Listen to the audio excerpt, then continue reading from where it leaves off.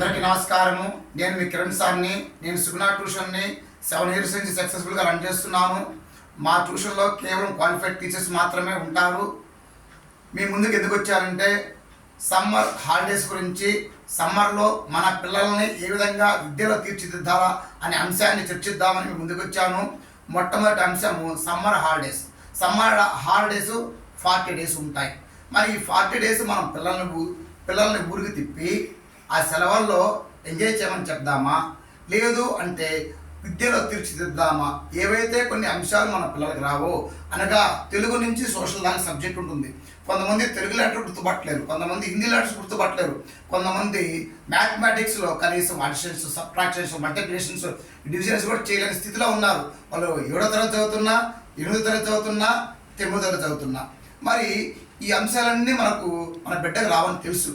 కానీ మనం ఎప్పుడన్నా తిరిగి మళ్ళీ జూన్లో మన బిడ్డను స్కూల్లో చేర్పించినప్పుడు, ఫర్ ఎగ్జాంపుల్ 8వ క్లాస్ బిడ్డ చదువుతున్నాడు. మరి ఆ విద్యార్థి 8వ క్లాస్ చదువుతున్నప్పుడు ఆ స్కూల్లో పోగానే రీడింగ్ స్కిల్స్ ఉన్నాయా లేవా, లెటర్ ఐడెంటిఫికేషన్ ఉందా లేదా, ఆ లెటర్స్ కంబైనింగ్ చేసుకుని ఒక వర్డ్ లాగా చదువుతున్నాడా లేదా, ఆ వర్డ్స్ అన్ని కలిపి ఒక సెంటెన్స్ లాగా చదువుతున్నాడా లేదా అనే అంశాన్ని పరిశీలిస్తారు. అప్పుడు మన అబ్బాయి 8th క్లాస్ చదువుతుంటాడు కదా, అప్పుడు టీచర్ చెప్తాడు, అమ్మా మీ పిల్లవాడికి బేసిక్స్ లేవు, చక్కగా బేసిక్స్ చేయించుకోవాలి. ఇప్పుడైతే మాకు స్కూల్లో కుదరదు, ఎందుకంటే స్కూల్లో ఒక షెడ్యూల్ ఉంటుంది. ఫస్ట్ పీరియడ్ తెలుగు కానీ ఆ విధంగా పీరియడ్ వైజ్ 45 మినిట్స్ ఉంటుంది. ఆ 45 మినిట్స్లో మన బిడ్డ కోసం అంటూ స్పెషల్గా బేసిక్స్ చెప్పడం అనేది ఆ స్కూల్లో కుదరదు, ఏ స్కూల్లోనూ కుదరదు. ఈ యొక్క అంశాన్ని గమనించండి. మన బంధువుల ఇంటికి వెళ్ళినప్పుడు అక్కడ చదువుకున్న మన బంధువులు ఉంటే, నాన్న ఈ లెటర్ ఏంది చదవమంటారు, ఈ సెంటెన్స్ చదవమంటారు, ఆ సెంటెన్స్కి అర్థం చెప్పమంటారు. అదేవిధంగా మ్యాథమెటిక్స్లో కొన్ని ప్రాబ్లమ్స్ ఇచ్చి మన యొక్క పిల్లవాడి యొక్క నాలెడ్జ్ని టెస్ట్ చేస్తారు.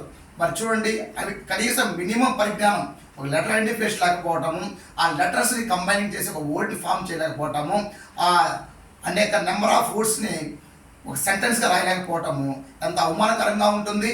అఫ్ కోర్స్ మనకు చెప్పకపోవచ్చు మన బంధువులు, మీ బిడ్డ సరిగ్గా చదవలేసి చెప్పరు. ఎందుకు అంటే చెప్తే మళ్ళా మనం ఫీల్ అవుతారనే ఉద్దేశంతో వాళ్ళ మనసులోనే ఉంచుకుంటారు. మనము తిరిగి మన బిడ్డల ఇంటికి వచ్చిన తర్వాత వాళ్ళు డిస్కస్ చేసుకుంటారు, మన బంధువు అయిన పలాని వ్యక్తి బిడ్డలకి చదవను రాదు, రాయను రాదు అనేసి. చూడండి ఎంత అవమానకరంగా ఉంటుందో. అదేవిధంగా బిడ్డకి చదవటము, రాయటము రాకపోతే ఆ తరగతిలో స్కూల్లో కూడా షై ఫీల్ అయ్యేసి ఆ అబ్బాయి చదువులు వెనకబడే పరిస్థితి ఉంటుంది. ఇంకొక విషయం, స్కూల్లో చేరిన తర్వాత అక్కడ టీచరు ప్రేమతో అనొచ్చు, కోపతో అనొచ్చు, ఏమ్రా 8th క్లాస్ చదువుతున్నావు, నీకు చదవడం రావట్లేదు, రాయడం రావట్లేదు, అసలు ఆ లెటరు ఏ లెటర్ కూడా గుర్తుపట్టలేకపోతున్నావు అని కొద్దిగా సీరియస్గా మాట్లాడతాడు. కరెక్టే కదా మరండి. ఆ లెటర్ ఐడెంటిఫికేషను, ఆ లెటర్స్ అన్ని కలిపి ఒక వర్డ్గా చేయటము, ఆ వర్డ్స్ అన్ని కలిపి ఒక సెంటెన్స్గా ఫామ్ చేయటము ఏ క్లాస్లో రావాలి? కింది తరగతిలో, అనగా 3rd క్లాస్లో, 4th క్లాస్లో అవన్నీ రావాలి. మరి ఇప్పుడు 8th క్లాస్కి వచ్చి టీచర్ నేర్పించాలంటే ఆ టీచర్ టైం కుదరదు.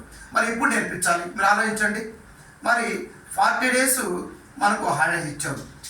పేరెంట్ నుంచి ఒక క్వశ్చన్ వస్తుంది, అదేవిధంగా పక్కింట్లో నుంచి కూడా క్వశ్చన్ వస్తుంది. ఏమనంటే సమ్మర్లో ఎంజాయ్ చేయకపోతే ఎప్పుడు చేస్తాము? ఏమక్క 11 నెలలు పంపించావు కదా స్కూల్కి, మీ పిల్లవాడిని సమ్మర్లో కూడా అనగా మే నెలలో కూడా ట్యూషన్ పంపించాలా అని అంటుంది. ఆమె ఏదో ఒక రోజు బిడ్డని పిలిపించి నాన్న ఈ పదం చదవమంటది. అప్పుడు ఏ మాట అయితే సమ్మర్లో ఎంజాయ్ చేయమని చెప్పిందో అప్పుడు ఆమె అంటుంది, అక్క మీ బిడ్డకు చదవడం రావట్లేదు, చిన్న చిన్న పదాలు రావట్లేదు, చిన్న చిన్న మ్యాథమెటిక్స్ ప్రాబ్లమ్స్ కూడా రావట్లేదు, ఏమక్క అని క్వశ్చన్ చేస్తుంది. మీరు ఆలోచించండి, 11 నెలలు స్కూల్కి వెళ్ళి చదవని రావట్లేదు. అదే 1 మంత్లో కానీ మీ పిల్లలకు కానీ బేసిక్స్ కానీ చక్కగా ఇప్పించుకుంటే నెక్స్ట్ అకాడమిక్ ఇయర్ అయినా సక్సెస్ఫుల్గా రన్ అవుతారు. ఎందుకంటే 8th క్లాస్కి వచ్చిన తర్వాత పిల్లవాళ్ళు కొన్ని భావాలు ఉంటాయి. టీచర్ అడుగుతాడు, ఏమన్నా నువ్వు చదవలేకపోతున్నావు, నువ్వు పక్కన కూర్చొని చెప్పేస్తాడు. అప్పుడు వాడు ఫీలింగ్ ఎలా ఉంటుంది? నిజంగా వాడు చదువు నేర్పించామా? ముందు క్వశ్చన్ చేసుకోవాలి పేరెంట్.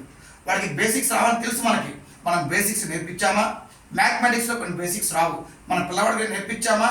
ఇవన్నీ నేర్పించకుండా మన పిల్లవాడు ముద్దువాడు, స్కూల్కి వెళ్తే కూడా మీ పిల్లవాడు చదువు పట్ల విముఖత చూపిస్తున్నాడు అనే భావన రకరకాలుగా అసెస్మెంట్ చేస్తారు.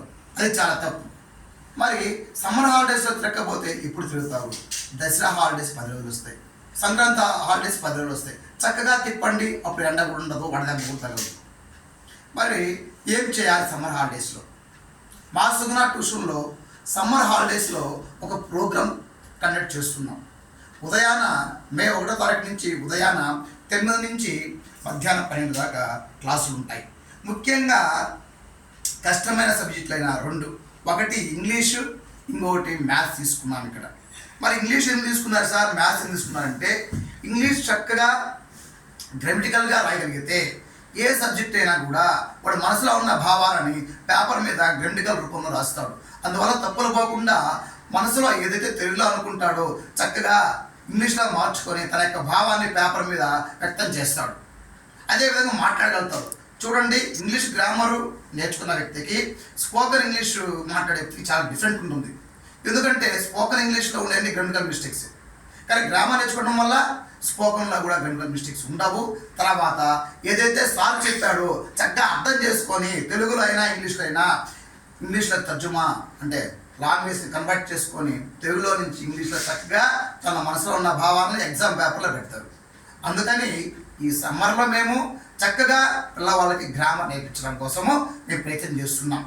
అదేవిధంగా మ్యాథమెటిక్స్, ఈ మ్యాథమెటిక్స్ని కూడా మేము ఎందుకు తీసుకున్నామంటే ప్రతి పిల్లవాడు మ్యాథమెటిక్స్లోనే సఫర్ అవుతున్నాడు. ఈ మ్యాథమెటిక్స్ మేము ట్యూషన్లో ఏ విధంగా కండక్ట్ చేస్తున్నామంటే మొత్తం 3 భాగాలు చేసాం. ఒకటి ఫస్ట్ బ్యాచ్ వచ్చేసి మ్యాథమెటికల్ ఆపరేషన్స్, ఒకటి అడిషన్స్, సబ్ట్రాక్షన్స్, మల్టిప్లికేషన్స్, డివిజన్స్. ఇదంతా ఒక బ్యాచ్. ఎందుకంటే ఇవి వస్తేనే నెక్స్ట్ మ్యాథమెటిక్ ప్రాబ్లమ్స్ చేయగలుగుతారు. ఇవి రాకుండా మీ పిల్లవాడు 8th క్లాస్ చదవని, 9th క్లాస్ చదవని, ఏ క్లాస్ అయినా చదవని, మీ పిల్లవాడికి 4 ఆపరేషన్స్ రాకపోతే ఏమి చేయలేడు. ఇది ఒక బ్యాచ్ కింద. అదేవిధంగా సెకండ్ బ్యాచ్ ఏంటంటే 5th, 6th, 7th కలిపి ఒక సెకండ్ బ్యాచ్ కింద నిర్ణయించాం. అదేవిధంగా 8th, 9th, 10th third batch కింద నిర్ణయించాం. అంటే పిల్లవాడికి ఏ స్థాయిలో కూడా నిరాశ పడకుండా రాగానే ఒక టెస్ట్ పెడతాం.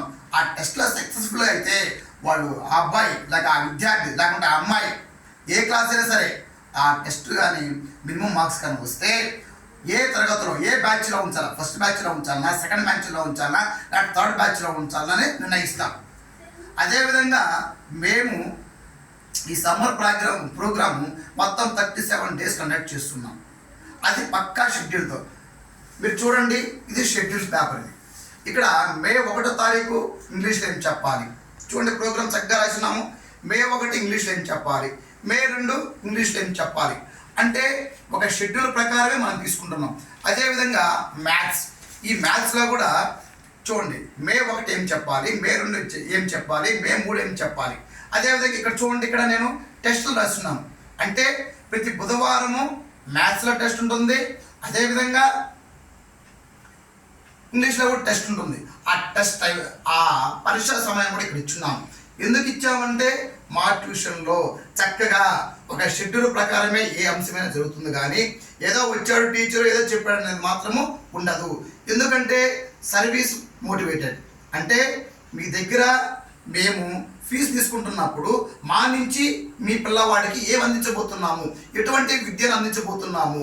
అందుకనే ఈ యొక్క ప్రోగ్రామ్ సక్సెస్ఫుల్గా రన్ కావాలంటే, ఏ ప్రోగ్రామ్ అయినా సక్సెస్ఫుల్గా రన్ కావాలంటే ఒక షెడ్యూల్ అనేది ఉండాలి. ఈ షెడ్యూల్ మీకు ఇస్తామండి. ట్యూషన్లో ఏం జరుగుతుంది, మే 1 ఏం జరుగుతుంది, మే 2 ఏం జరుగుతుంది, టెస్ట్లో ఏ సమయంలో ఉంటాయి అనే అంశాన్ని అంతా మీకు ఒక షెడ్యూల్ రూపంలో ఇస్తాము. వాట్సాప్ ఉంటే ఆ వాట్సాప్లో మేము PDF పెడతాం. మామూలు మీరు ఏం అక్కర్లేదండి, మొత్తం దీంట్లోనే ఉంటుంది. జెన్యూన్ మార్క్స్ మాత్రమే వేస్తాము. అంటే ఆ పిల్లవాడి టాలెంట్ని బట్టి ఆ మార్క్స్ తెచ్చుకోవడం అనేది ఉంటుంది. మరి ఇంకొక అంశం కూడా నేను చెప్పబోతున్నాను. కొంతమంది మా పిల్లవాడు చేరాడు సార్, మా పిల్లవాడికి రాలేకపోతున్నాడు సార్, నేర్చుకోలేకపోతున్నాడు అంటే సమయం బిడ్డకి ఇవ్వండి. బిడ్డకి సమయం ఇవ్వకుండా నా బిడ్డ ఇప్పుడు 9th క్లాస్ సార్, రేపు 10వ క్లాస్కి పోతున్నాడు సార్, మీరు 1 మంత్లో మొత్తం నేర్పించమంటే మరి మా వాళ్ళైతే కాదండి, ఇంకా అది దైవాధీనం. అది ఎందుకంటే చక్కగా ట్యూషన్ చేరకముందు ఏ విధంగా ఉన్నాడు, చేరిన తర్వాత ఏ విధంగా ఉన్నాడు పేరెంట్స్గా మీరు అంచనా వేసుకోవాలి. ఈ విధంగా ఒక క్రమ పద్ధతిలో ఒక షెడ్యూల్ వేసుకొని మాత్రమే మేము ట్యూషన్ నిర్వహిస్తాం తప్ప ఎలా అంటే అలా వేగ్గా మేము ట్యూషన్ని నిర్వహించడం లేదు.